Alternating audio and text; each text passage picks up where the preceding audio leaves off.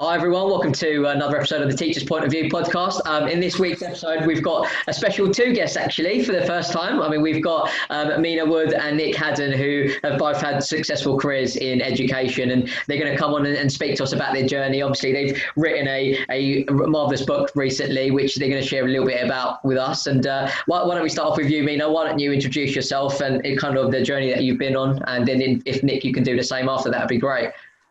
Yeah, thank you very much, TJ, and thank you so much for giving us the opportunity to come on this fantastic podcast, because I've just listened to some of our other colleagues, you know, some of whom I know, one of whom, Dave Malachi, was working with right up until the end of October in his school, and, you know, Elroy I know very well as well. So it's just pleasure to be amongst such, what can I say, such illustrious company, you know, sort of really quite...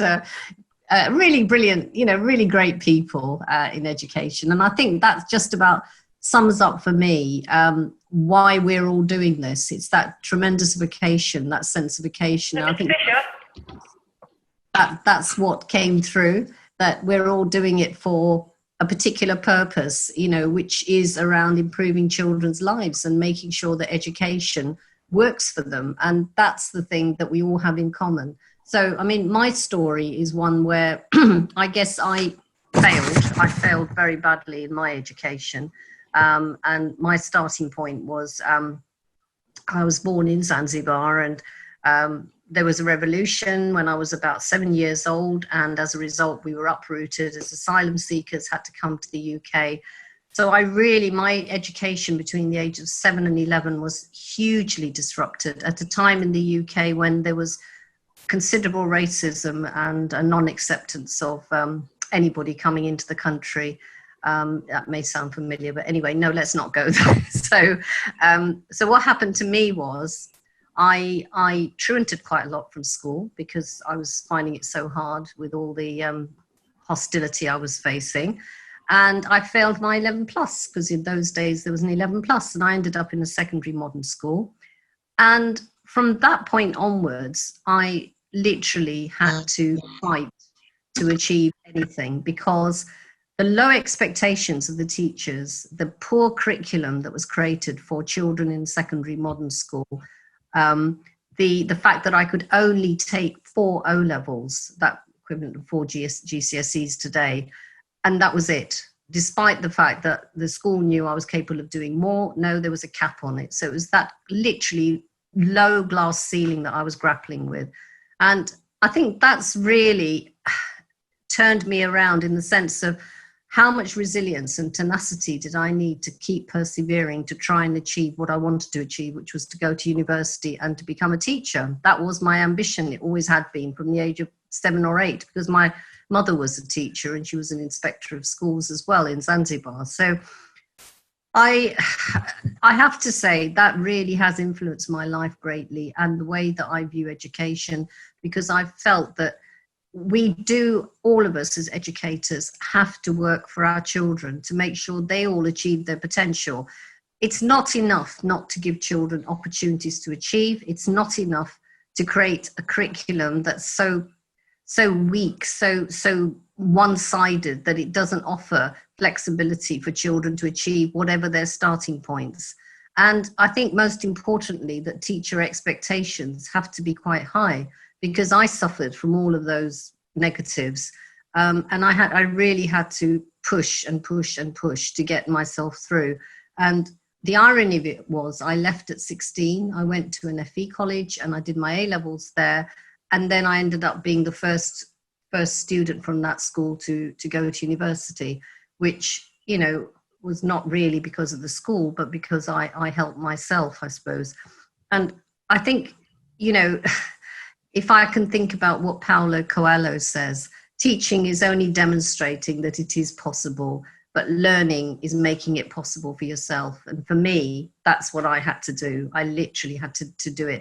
And if I think about my experience and then think about the experience of children across the country, and how many of our disadvantaged children, how many of our vulnerable children, our children who've got SEND needs, they're undergoing that same journey as I went through, for different reasons, you know, refugees, asylum seekers, and so on.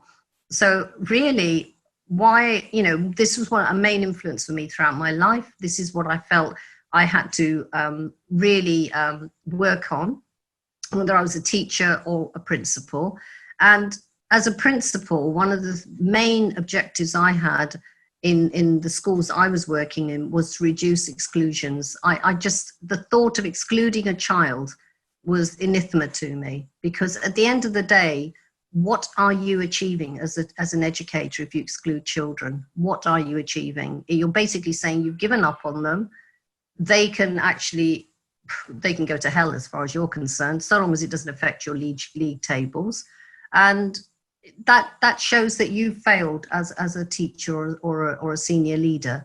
So for me, I wanted to ensure that always there was a model of restorative practice in the school, that we created some kind of learning community and a sense of belonging for children, and really, really worked hard with them to ensure that they stayed in school. Because if they're in school, at least they're learning, even if they're in a different room from their peers. But if they're on the streets, they're going to get groomed. They're going to end up who knows where, as we all know. So I wanted to reference something that we put in the book, which I was so impressed by. And if you get the opportunity, TJ, to interview this guy, you really must. Darren Raymond, he was excluded as a child and went to prison. And he started up a theatre company called Intermission. And this theatre company is based at the little church at the back of Harrods, actually. And the people who belong to this theatre are all children who've been excluded. They put on a fabulous play. I was really lucky. It was during the writing of the book, called Excluded. And the play was based loosely on different scenes from Shakespeare's plays. Now, none of these children had really completed their education. None of them. They when I was talking to them, they were saying, "Oh, really couldn't understand Shakespeare when I was at school. It was what was it? It was rubbish. And all of that." You would not believe how they managed to do this play. They were quoting Shakespeare, and it was all set in a school. So the children were playing children in a school, but the language they were using was Shakespearean language. And what they said at the end, when I was talking to them, was that, look at the universality of Shakespeare and how it reaches out to us today. So these children had been given a second chance to prove themselves. They were doing it through theatre, through dramatics, and boy, could they hack it. I mean, it was brilliant. The play was brilliant, and I just wanted to share it with everyone, so I put it in the book, as an example. And so, that's the kind of thing I think schools should be doing far more of, giving children those opportunities. Look, if I can just mention 2 or 3 more influences that I think were key in my life. One of which was when I left working in schools, I worked as a French teacher for about 8 years, and then moved into FE, ironically, and ended up being a senior leader in an FE college and then principal of an adult college.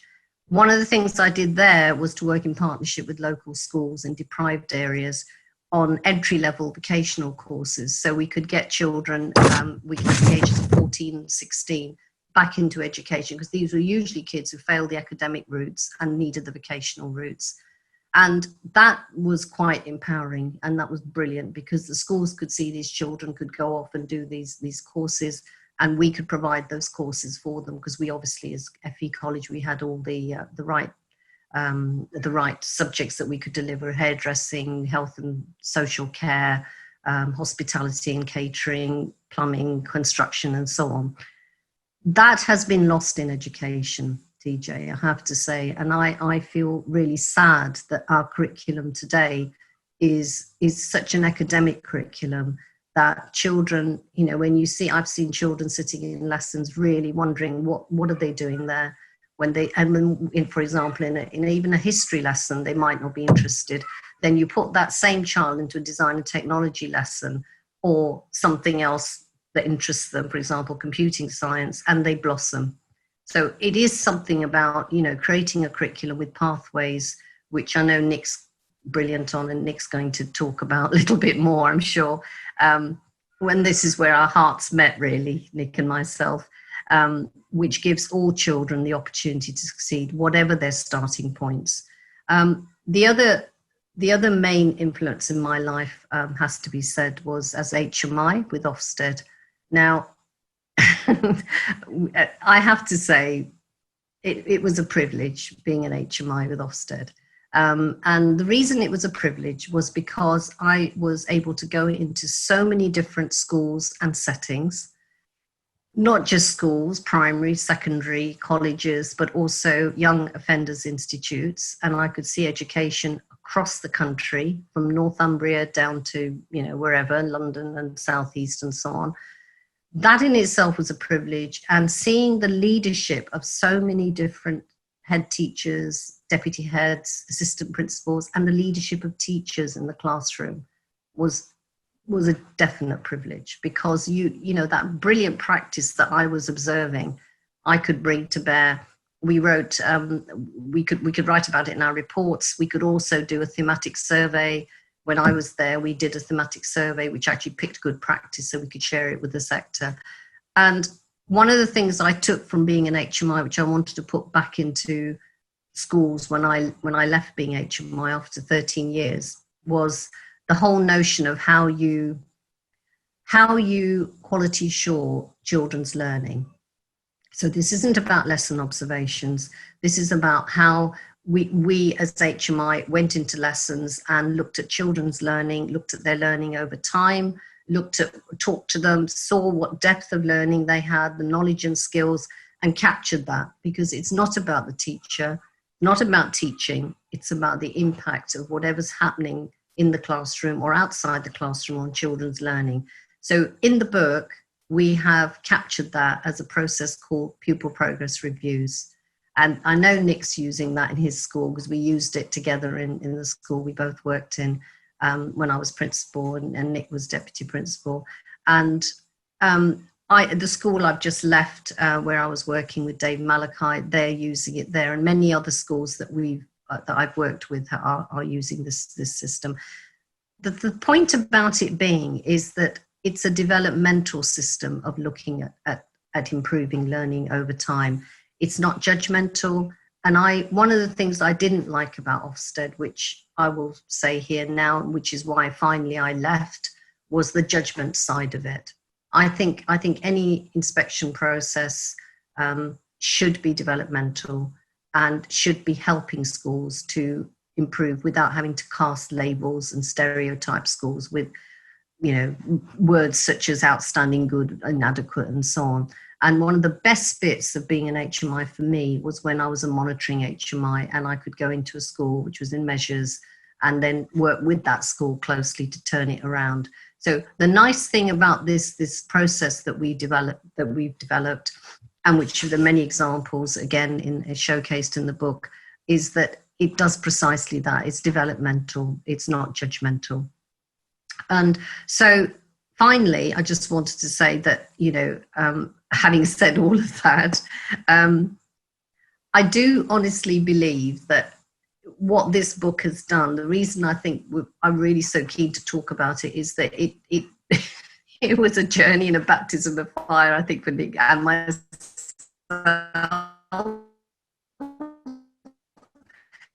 for many, many reasons. I'm sitting in Turkey here without a copy of my book.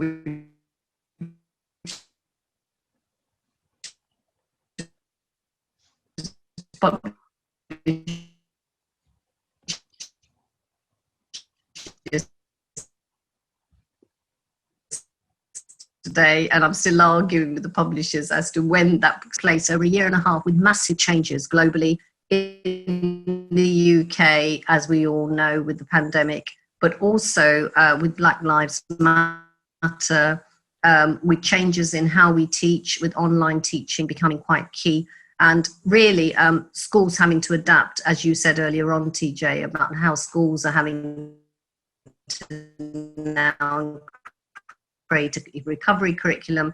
And Nick's become an expert at this, because I know in his school he's developed a brilliant model for it and it's really working. And that to me then means that the book now is reflecting very much contemporaneous, and basically because of that, I think you know, it has great relevance now. This that we've managed to capture as and when these events were unfurling. And not only, but also both of us were changing jobs while we were writing the book. And I know Nick will talk about his journey a bit more. I had the idea, I invited Nick to work with me, and because I know he's a brilliant curriculum strategist, and his insights into curriculum, and when I worked with him at school were just always absolutely amazing. So you know, I learnt a lot from him, and I think you know, that's all I really wanted to say. And then, you know, that's it really, TJ. So I hope I didn't go on for too long. Yeah, amazing. And what about yourself, Nick? Can you talk us through your journey? Yeah, similar in some ways, but also quite different in a number of ways as well. I mean, I'm from a fairly working class town in the Midlands. Grew up really watching my dad do 12-hour days a week just to make ends meet. And I think growing up, I saw a real disconnect between education and careers. The two were not linked for me. I enjoyed school. I was a good student, did well at school, but I didn't see my outcomes at school having any bearing on my success in the future. I didn't want to be a teacher at any point. That's where Meena and I are very different. I finished university, applied for an accountancy role, didn't get it, and decided that I'd do some teacher training just to fill in the gap. And I think 15, 16 years later, I'm probably still filling in the gap. I think the key thing for me, I mean, one memory that I have of being in year 11 at school was my dad coming into my room around 5 o'clock in the morning. His pager had gone off and he had a breakdown to go on. And he said, "Do you want to come with me on the breakdown?" And I remember him standing at a phone box at Cawley Services at 6 in the morning and phoning the school to report me absent and ill for the day. But actually I was spending the day with him, messing around, hopefully trying to get a truck going, you know. And as a kid, there was a big issue for me in that I wanted to do something practical. I enjoyed academia, I enjoyed maths, you know, I'm a maths teacher now, and there was, at no point in my education did I feel as though there was a link between these two things. They were two distinct parts of my life. I could mess around with a car at the weekend and I could do that, and then I could go to school and do some maths. But actually, if you think about the curriculum properly, there are lots and lots of links between those two things. And had somebody have taken me under their wing at the right age, I probably could have gone into engineering, or probably seen a whole wealth of opportunity that just didn't occur to me at 15, 16 years old. So I think probably that was part of my motivation for writing the book. And also this idea about raising students' aspirations. I mean, the Pupil Premium Agenda has now been in place since I think 2011, when it first started. Obviously, the idea is in narrowing the gap, and we focus on these after the effect interventions. We spend the 900 and something pounds on a little bit of tutoring, but it's an aspirational gap, actually, you know. And I would have been a pupil premium student at school myself, and I didn't have those aspirations either. I didn't think of myself in a career. I thought of myself in a job. You know, I thought I'd be leaving school and getting a job and working hard, and you know, I didn't see a link between those two things. So I think part of our role as educators is in showing students actually the wealth of opportunity that exists, and I think really the careers aspect of the book for me was the bit that really resonated, because I thought that's the bit that was probably missing for me. And you know, I mean, we talk about curriculum now constantly, you know, and it's exactly the right thing to do. You know, if you're running a bakery, you talk about bread, you know, and if you're running a school, you talk about curriculum. It's exactly the right thing to do. But actually, some of it is about logistical design now. Some of it is about how you structure your day and how you structure your classes and how you ensure that there are those opportunities for additional learning, cultural capital, and building those things into, you know, day-to-day practice, rather than focusing on fantastic diagrams and knowledge organisers and, you know, everything else that all has value, but some of it is logistical, you know, and I like to focus on the logistics. I think that's probably my nature, as it were. I think COVID, actually, I know it's probably a word that people don't like anymore, but actually I think it's been very challenging for schools, but I think it's also been very eye-opening as well. There's an awful lot that we do now that we just would not have considered doing a few years ago. You know, we've got staff confident delivering remote lessons. Remote parents' evenings are fantastic, you know, from both sides of the coin. I've got 2 boys myself, and I've actually been able to attend their parents' evenings rather than trying to rush back just to switch on my laptop, and it's been just as valuable. So actually, I think we're at a bit of a fork in the road as educators, and I think that the more of this we adopt and the more we embrace it, the more opportunities we can create for students. Virtual lectures. I had the privilege of visiting a school in Warrington last year, I believe it was, and they had a fantastic scholars program, they call it, and they were delivering they were delivering face-to-face lectures for students just to try and raise their aspirations and to try and get as many of them as possible into top universities, and it was working. You know, when we've got the opportunity to do that now. We've got the technology, we've got the networking, we've got everything that we need, and we just need to push forward and actually change things for young people. You know, and I do believe that we can do it. Absolutely. I think obviously the times have changed so much, and this year has just highlighted with everything that's going on the gap between the advantage and the disadvantage, haven't they? And I mean, I was speaking to a gentleman called Daniel Reynolds earlier today, and he's like the head of school at Tokyo International School over in Japan, and he was talking about obviously they work on an IB curriculum, but what he does, he's got the complete flexibility to pick and choose which curriculums work best for their children in whatever aspect. And I think the biggest problem, like speaking to educators on the podcast in the UK, I think the biggest problem is sometimes that your hands are a little bit tied with the way that you've got to deliver the curriculum. And unfortunately, you kind of can't, sometimes you're limited to finding the kids' niche in some respects, aren't you? Because you kind of have to get them down an academic route. Whereas for some, like they have better interpersonal skills and they might not be able to demonstrate their full ability in an exam paper. I mean, where do you think the biggest difficulty is in terms of the way the curriculum is based in the UK at the moment? I think we've got a bit of a balancing act between trying to get our EBAC access number up. So obviously we're trying to aim for 75% access in the EBAC by 2022. You know, the problem is that's not assuming that 75% of that, assuming that that's an appropriate curriculum for 75% of the country, you know, is probably not accurate in reality. And while I absolutely value the EBAC subjects, I do think that shoehorning students along a particular curriculum path is not the right thing to do, you know, and I think that the Progress 8 as well, while it's an improvement on the measures that it replaced, it does still cause schools to drive their curriculum in a particular way to ensure that you have the appropriate number of students accessing Bucket 2 qualifications, to introduce new qualifications into the open element just to try and improve your Progress 8 score. You know, and none of those things, you know, are best for students. You know, and I think as educators, we're constantly balancing those two things really. Cool. So would you agree, Meena? Yeah, I definitely would agree, because when I was working with schools earlier this year, some of which we featured in the book again in case studies.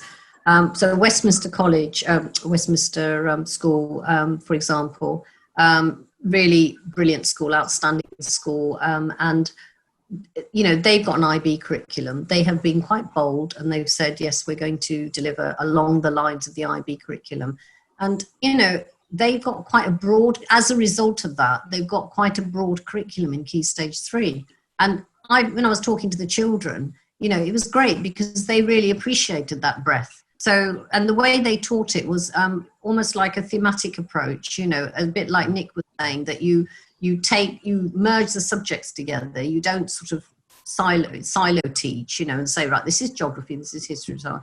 bring themes together that straddle sort of 3 or 4 subjects, and then teach the children like that, but bring out the specifics of each subject. And actually what's interesting, TJ, is that something, again, we explored and researched, is phenomenal learning, which is a process that's happening in Finland at the moment, where they're actually going down the same road. And they're finding that, you know, children are really receptive to that. So if you're looking at climate change, for example, you're obviously going to cover geography and you're going to cover science by looking at climate change. Now, why is it we can't approach it from that angle? Why is it children go into a geography lesson and learn all about, you know, how the weather affects us and the pollution and so on? Then they go into science and learn the mechanics of that.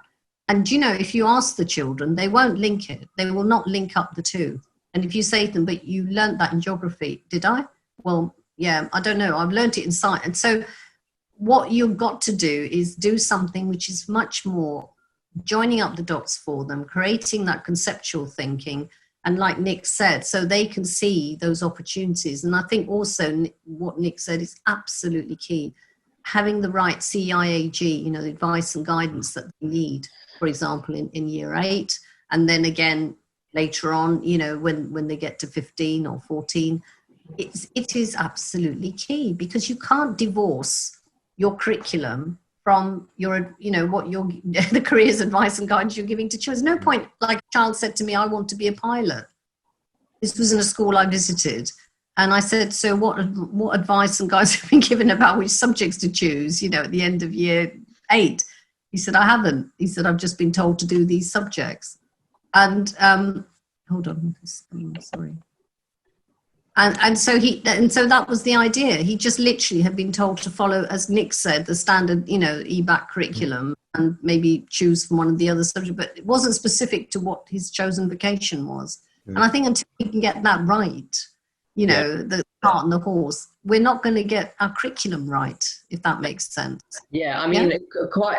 I mean, I do actually quite relate, because I was a massive fan of PE when I was in school, but I was so disconnected with biology, it's ridiculous. But when I was actually picked GCSE PE, we actually started doing the theory side, and actually there was so much involved. I mean, like for those kids that absolutely love sports, I mean, biology should be almost incorporated into PE based on what you're saying, right? Because they would probably relate to it more and actually think, you know what, I could be a physio later down the line. I might have career aspirations at a younger age to go into that because of the relevance it has to my interests. I mean, it's a really interesting point. I mean, what are your thoughts on that, Nick? Is that quite similar for you as well? Yes, definitely. You know, and trying to, it's a difficult task actually sometimes, you know, to pick out that interconnectivity of the curriculum. You know, some of it's obvious and some of it's not. You know, but just linking things together is absolutely key. You know, and again, my own experiences as a student, and we all draw upon those. I saw my subjects as distinct pockets. I went from one room to another, and I didn't see that there was any link between them. You know, and I think that adapting the curriculum to try and make it interconnected is absolutely key. Yeah, definitely. I mean, what's the other? I was saying, coming back to your point, TJ, about, you know, how your biology, you kind of, the hook in that you had when you started doing PE, I think it's about the biology teacher actually saying, when you're doing PE, do you realize you're doing this, you know? So for example, in science, they do anaerobic and aerobic exercise. Now, that's great, but it's in a textbook and they're having to learn about what is anaerobic and what's aerobic. No, at no point necessarily, depending on the teacher, will the teacher say, well, so when you do basketball or when you do swimming or when you do running, which one are you using? I'm not saying, you know, teachers don't. I'm just saying, depending on the teacher, that makes it come alive for the children. That's what needs to happen. And there needs to be much more, I believe, planning between teachers. They need to be given structured time in schools by their head teachers to plan that, because it can't just happen by automatic, you know, process of magic. They need to be given that time to plan that kind of, as Nick was saying, the interrelated aspects of subjects and how they can better deliver. And I know lots of schools where they are doing that. So, you know, it is work, it can be done. English and history is a classic example, you know, where you can link up the First World War, and schools do. They link up the First World War with poetry from Wilfred Owen, for example, who was a World War I poet, that kind of thing. So that's pretty commonplace.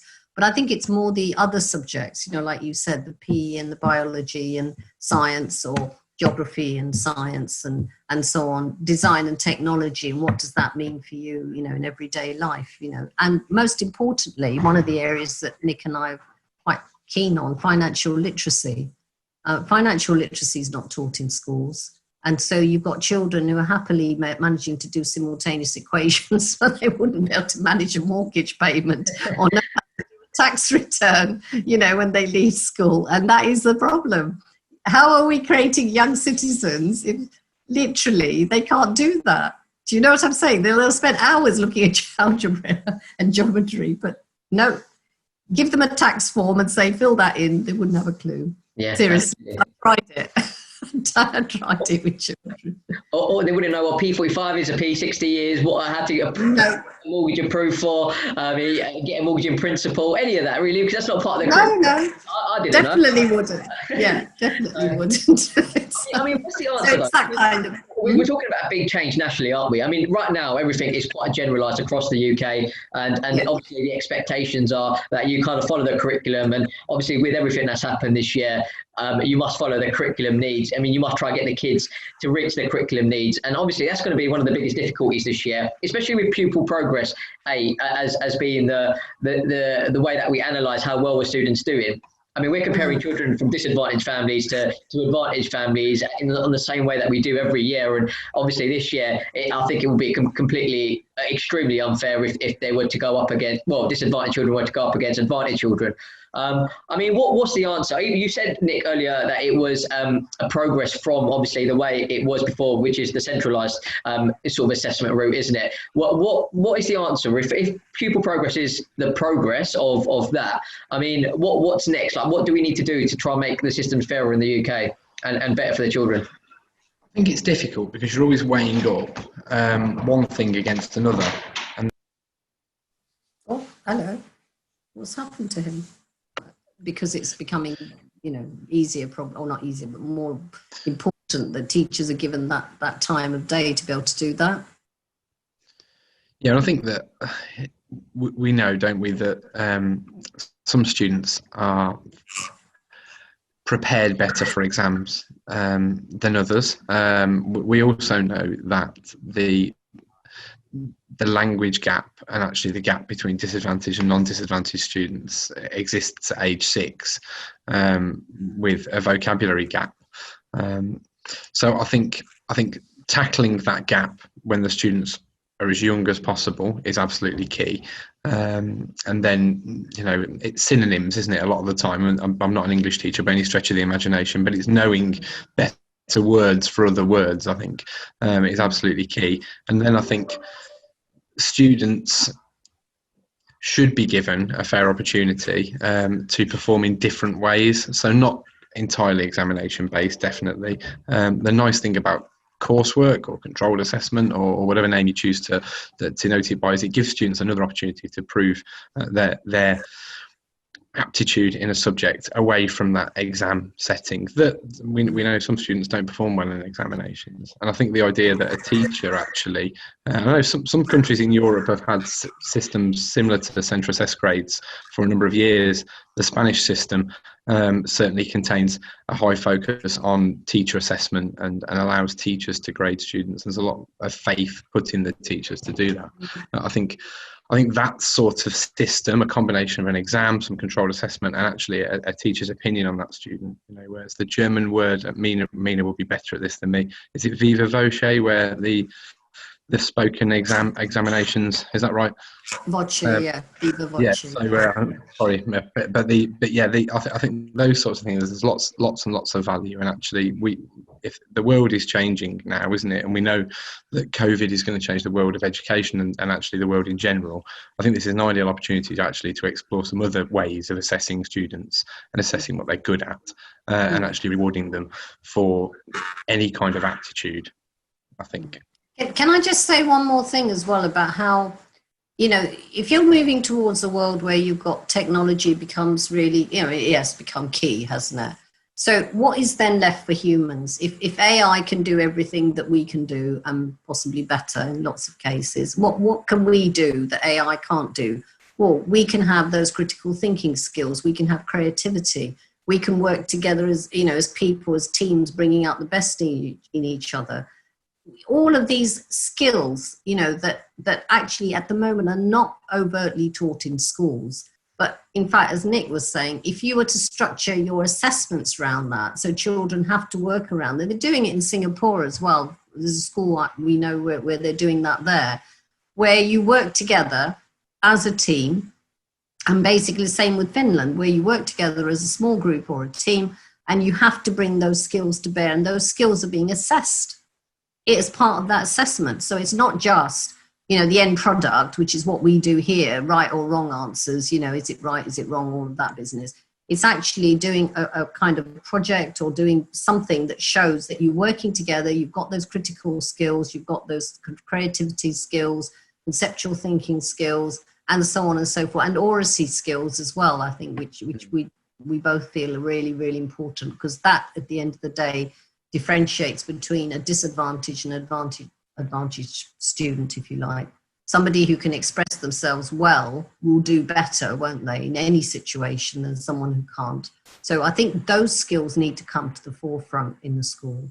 And Nick was really clever in the way, when there's I think a whole chapter in the book where Nick's looked at curriculum planning and models of how you can do that. So it's not, you don't have to wait for the government to sort of come in and say, let's change it all, let's change the curriculum. It's doable. Every curriculum can be shaped, so you can put in a module, wasn't it, Nick, the module that you had? Do you want to say something about that? Because that was your baby. Yeah, I think the idea was that there was this, particularly initially in Key Stage 3, there was a different pathway for students to engage in the other aspects of the curriculum that don't fall into other subjects. And then that could be carried through into Key Stage 4 as well.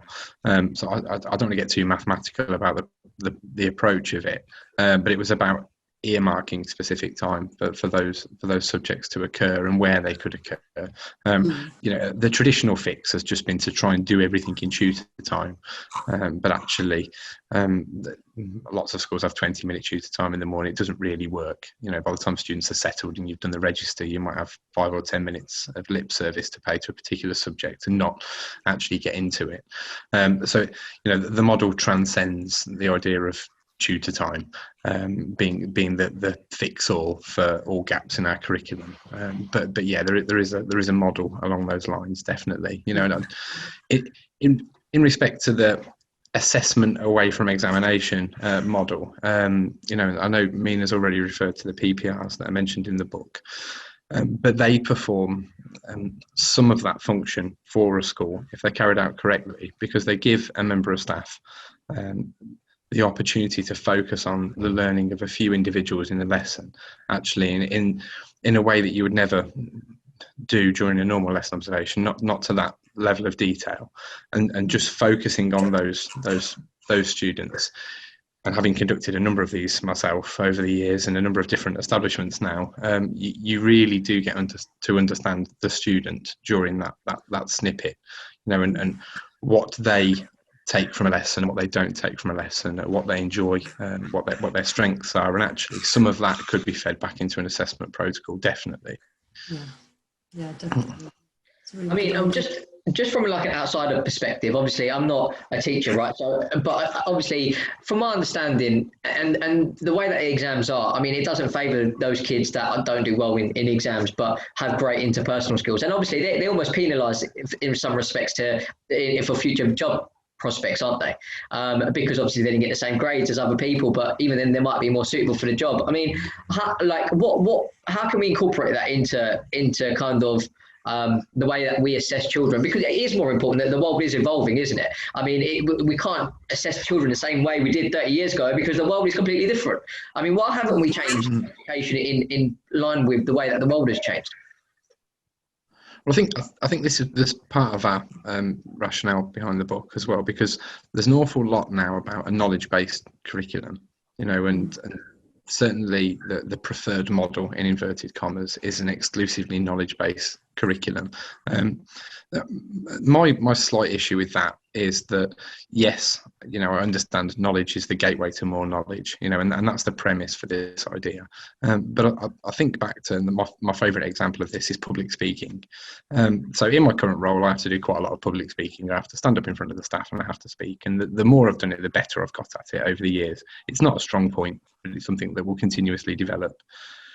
I had done no public speaking whatsoever until probably the age of 22, 23. I had no experience of that at all. Had I have gone to a different sort of education establishment, then the chances are I would have been exposed to some of that, and that would have been a strength. That is a skill. That is not knowledge. There is nothing, you can impart upon somebody all of the knowledge in the world about how good public speaking is carried out, but it is a skill, essentially, and I believe it's a skill that we should be providing young people with.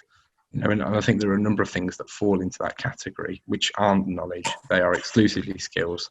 I think we should be teaching them and assessing them and actually giving students valuable feedback and trying to improve those skills for their wider life. So I do feel quite strongly about that. Yeah, I mean, if we look at the UK as like in the different industries in the UK, I'm pretty sure it's something like 70 to 80% service based.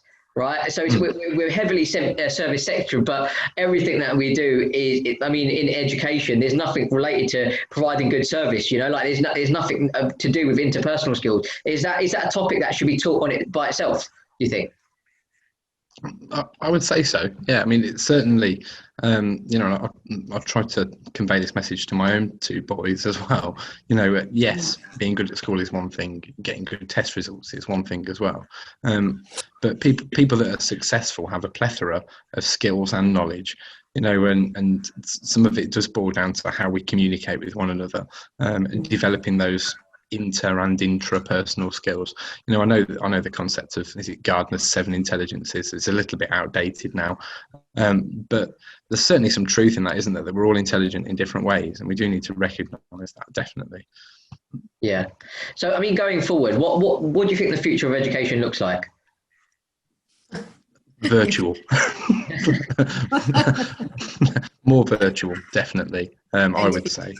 Do you think like sort of teachers in a classroom are, they do make a difference. That interaction, that rapport you get with kids, you're not necessarily going to get online. Do you actually think that the future of education is going to go in that direction?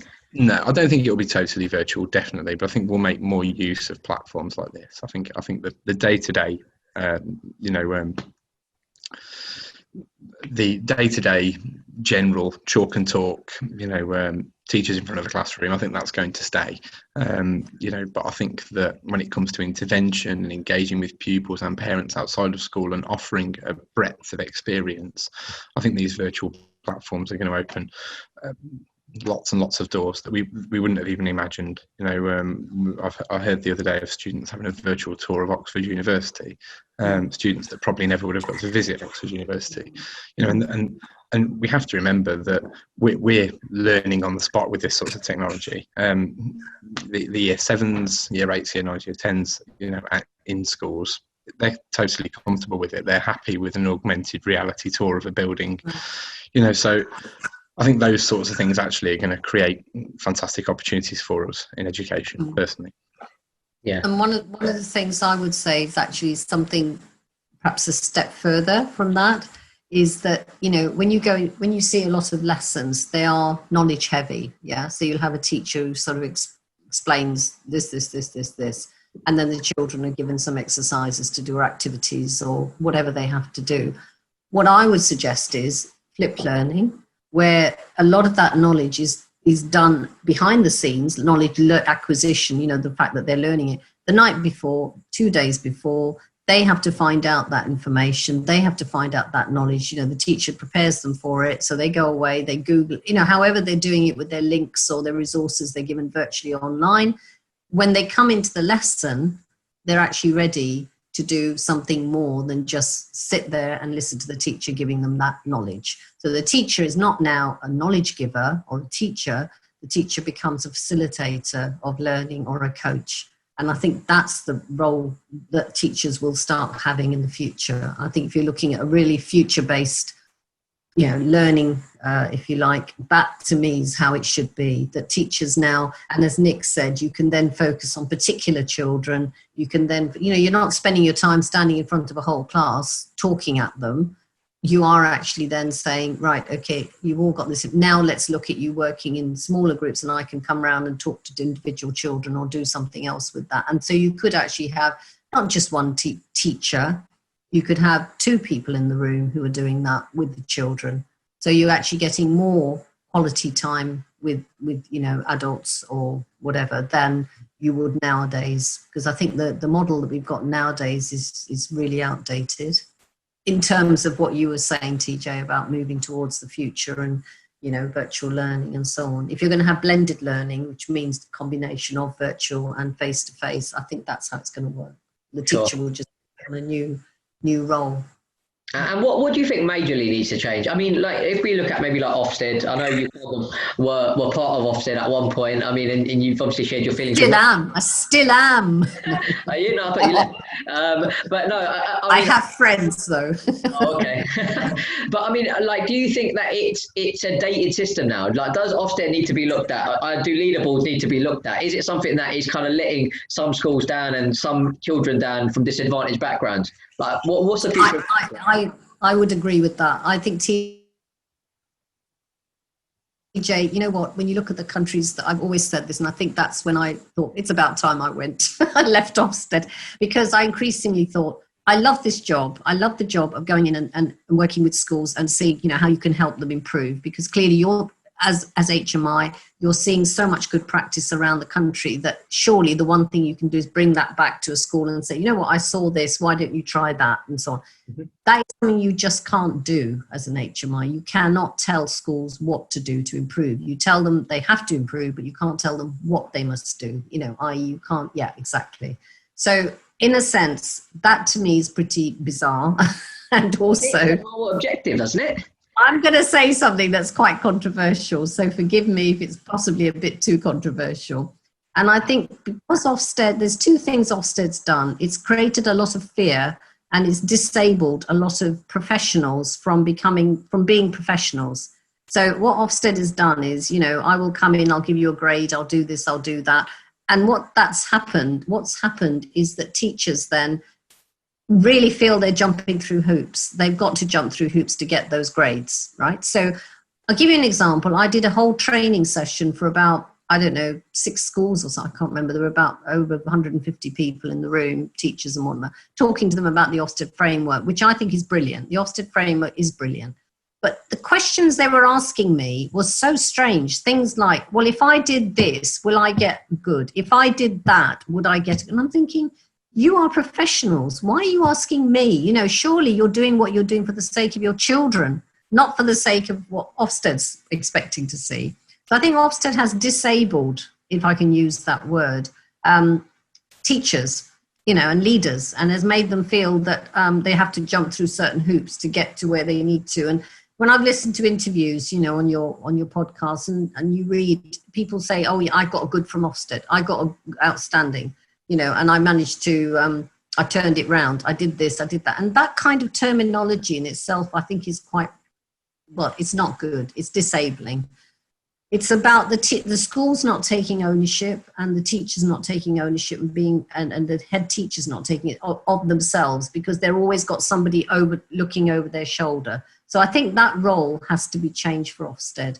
I think what Ofsted is really good at is getting that good practice and disseminating it. And I think that's what they should move towards. Because if you look at schools where at the top of the, if you're looking at league tables, so if you look at the PISA tables, for example, worldwide, which schools are doing well, they're all schools that don't have an inspectorate. So it does beg the question, what is the value added? So that's the first point I would make. And the second point, which is possibly a tad controversial, is that because you've got Ofsted, you've got a massive industry of school improvement consultants, which I have to admit, I've been as well in my time. So what you've then done is spawn this incredible industry, not only in local authorities, but in the MATs and, independent consultants who will go around to schools and they will get paid to create improvements. Now, to me, that then means you've got them, you've got Ofsted, you've also got DFE advisors, you've also got regional commissioner advisors, you've got a whole plethora of people trying to improve schools. And I think what should happen is that you actually trust the schools. You create, schools are professionalized to think this is my responsibility, just as they are in other countries, and they have to really ensure that they are accountable, and they have to make those improvements through peer reviews, actually working alongside other schools and getting schools to come in to see what they, working together, if you like. Yeah. And as I said, I think for Ofsted, a brilliant role would be, because you have some incredible professionals in Ofsted, very, very good at identifying good practice. Why not then get that together and disseminate that? That would be a huge value. So yes, pretty controversial, TJ. No, I mean, it's a job again as a school improvement consultant, I can see, as a result of this. I mean, I think Nick actually has to leave, so maybe I should just see him off. Nick, do you need to go?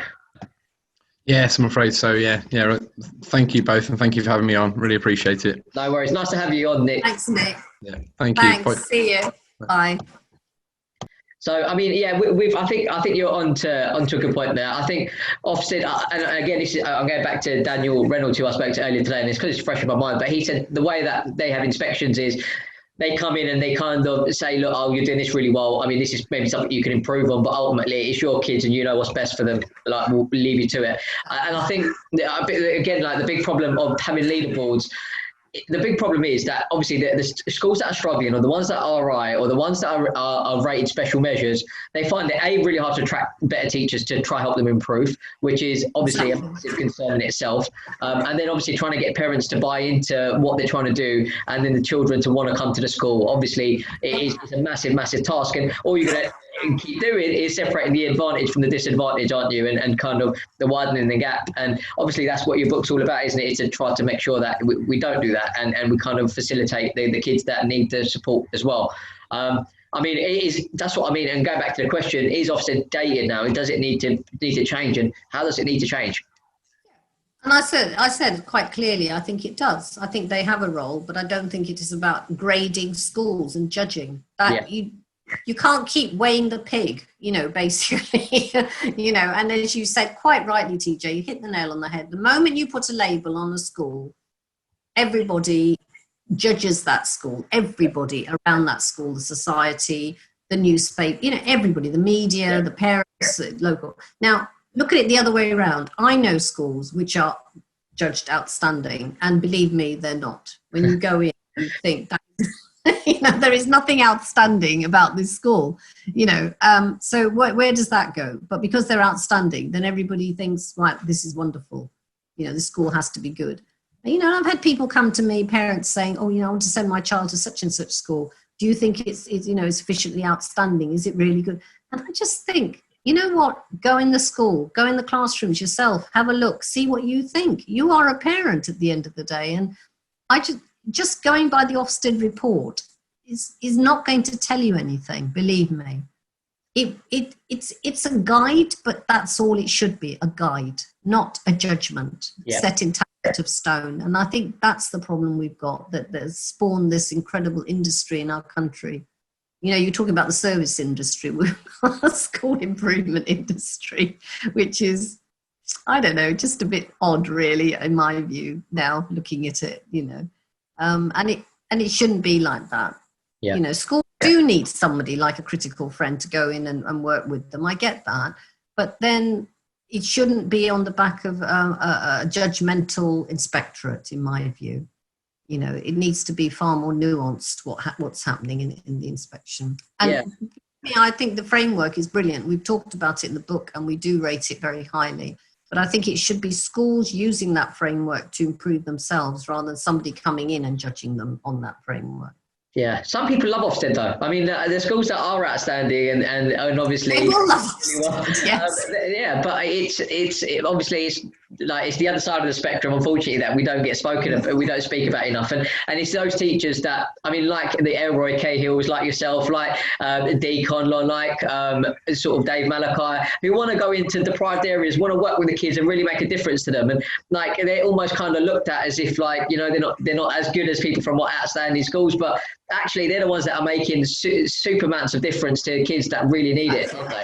And we effectively are getting really passionate about it, because even though I went to an outstanding school as a kid, but I mean, like Mayfield down the road from me, like it wasn't rated a good school at all, you know, and it's obviously improved quite a lot. But what does it really mean? I mean, I still had friends from Mayfield that had really good grades and went to really good schools and went to great Exactly. And one actually worked for the Treasury, like, you know, and that's because of his hard work. But I mean, the point I'm trying to get at is, like, we need a fairer system that's going to actually look at the kids, those schools that are in deprived areas and those kids that are from disadvantaged backgrounds, and like, how are we going to like challenge them and get them up to a level that is going to level up the playing field in some respects. That, like, totally agree. And I think if you're judging schools one against another, you know, if you're judging private schools and public schools, and you're judging, you know, as you said, two schools are being judged against each other, because that can't be right. If one school has got, you know, severe disadvantage, another one hasn't.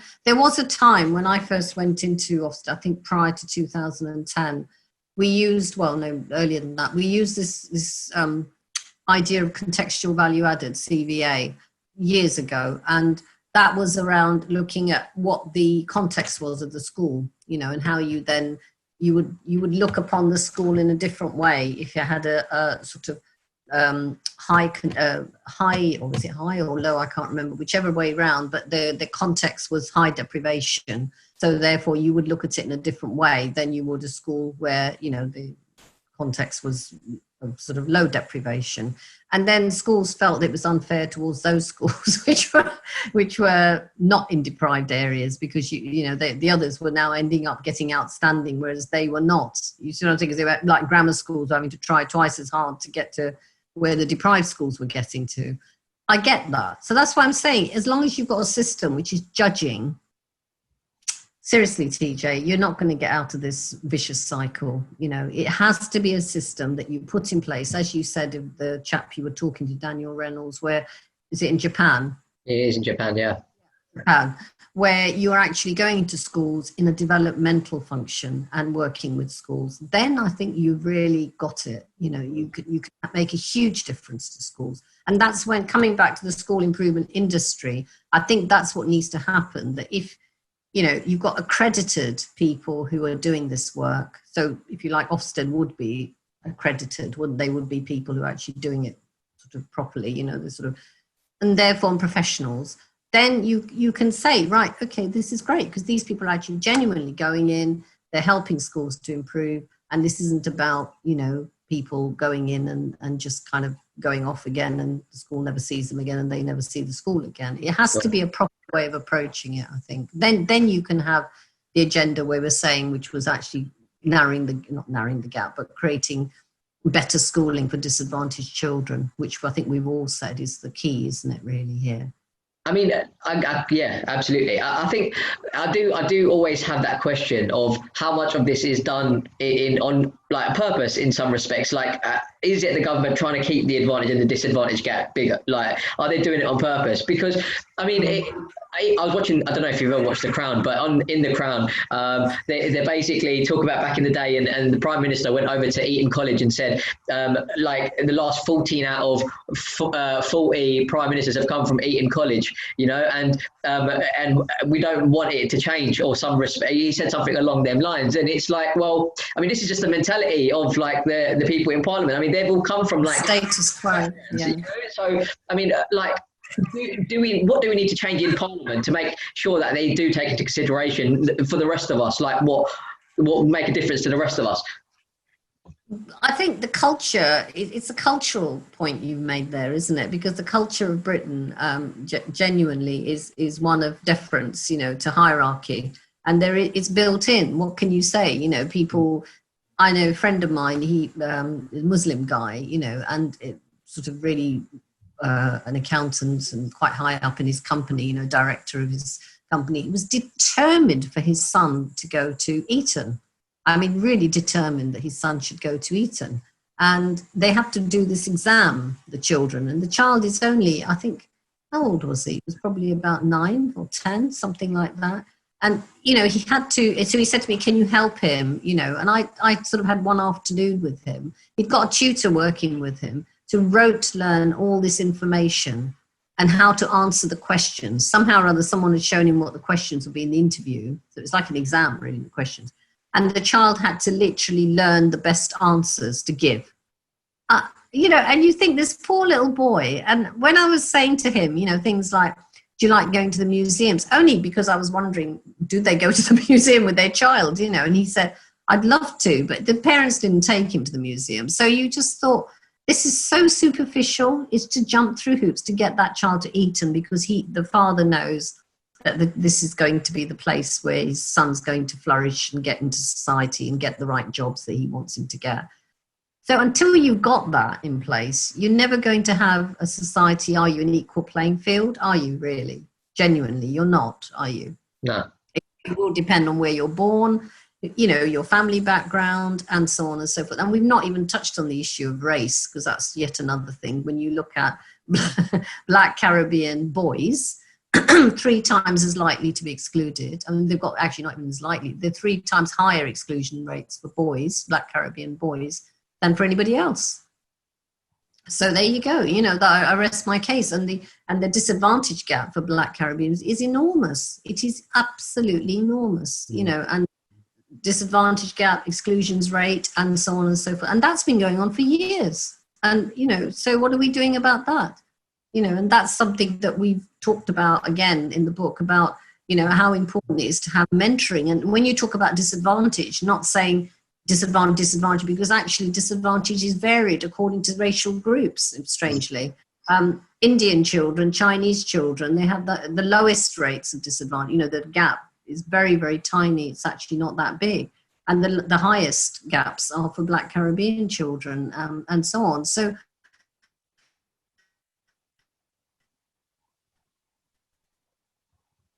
it's I like the way you're approaching disadvantage. To say who is actually disadvantaged. Yeah, sorry, it just broke up there a little bit. But yeah, it's difficult to say who is actually disadvantaged because. Can you hear me? Yeah. Yes, saying you just have to say who are these children?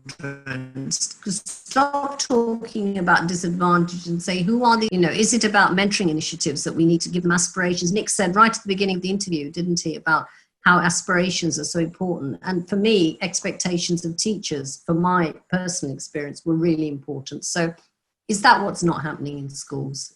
Is that something we need to look at? And, so I just think when you look at the way pupil premium money is being spent in many schools, I'm not sure they really understood what disadvantage is and the targeting, how important it is to target particular children, and what you do with them. And it isn't about throwing money at it. It's actually thinking through what does that child really need in their lessons, and is it about the curriculum not being right for that child? They don't want to study back subjects, etc. So there are a number of things that you need to look at, I think, Yeah, absolutely. I mean, there's a lot to look at, isn't there? And I think ultimately it would probably help if there was an education secretary that was actually based in education, that actually came from an education background and actually has been in the classroom. But I mean, we could talk about Gavin Williamson all day long, and I don't really want to actually. But I mean, you've given us a lot to think about. Obviously, just talk about. I mean, what was your book called again? Just for everyone to pay attention. It's called, I'd love to have a copy to show you because that's what I said. I haven't even got a copy here. But it's Secondary Curriculum Transformed, Enabling All to Achieve. So pretty aspirational as a title, I reckon. I mean, yeah, and, gets a copy. Make sure everyone gets a copy. And there's a 30% discount at the moment. So pretty good, isn't it? It's an author's discount that we're giving everyone. So so it's so please do, and if we can get more people to believe, what we've written in the book is actually the right way to go, because as Nick said, there are many schools of thought about how curriculum should be structured. And one of them, at the moment, the main thing is about this knowledge-based curriculum, And what we're clearly saying is no, courses for courses, you need a curriculum that is flexible and allows those children to achieve despite their, starting points. So if more people get wedded to that idea and think, yeah, this is the way we need to go, then I think the government eventually will start rethinking the way its curriculum is being planned, especially in view of what we were saying, that you can't carry on delivering the same old, not with the new, not with, in this, what's happened in the pandemic. There has been a change lever, hasn't it, really, what's happened now? Absolutely. So something's got to give, hasn't it? I mean, it's the future of our country that we're talking about, the future of our economy, I mean, we talk about 1940, like the world wars, right? And we talk about the sacrifices people have had to make. And it's because of the future of the country that we went to war, right? And we're here 40 to 60 years later to talking about the things that are going to help the country, and people just aren't doing enough, I don't think. I mean, we need to recognise what teachers are doing, and I think we need to give more support to them, because effectively, in some respects, you're going to war every day by being on the front line, and you're trying to give the future of our country a chance to compete with the major countries across the world, and it's about trying to do everything we can for these children, and that starts literally from disadvantage to the advantage. It needs to be everyone that kind of gets treated in a way that gives them an opportunity to help this country succeed. It's not just about them, it's about this country as an overall. And as politicians, I really hope they listen and make sure that they're doing what's best for the future of this country. And at the moment, I don't know. I don't think so. But you're right. I think we need something done. I think another thing that's going to change, it has to change, is Brexit is going to change the way this country's education system works, because up till now, we have relied on skilled labour and so on, people coming in from abroad easily and taking over jobs here, as we all know, plumber, etc. Well, if you're not going to have that anymore, then we have to rely on our own economy, our own young people, and they at the moment haven't got the opportunities to be trained up. So, one of the things you were saying about Gavin Williamson, I know he's quite committed to T-levels, which is the new examinations that's the alternative to A-levels, which is skills-based, and I know he's quite committed to that, because like myself, he went to an FE college, so I think he's got that sort of perspective.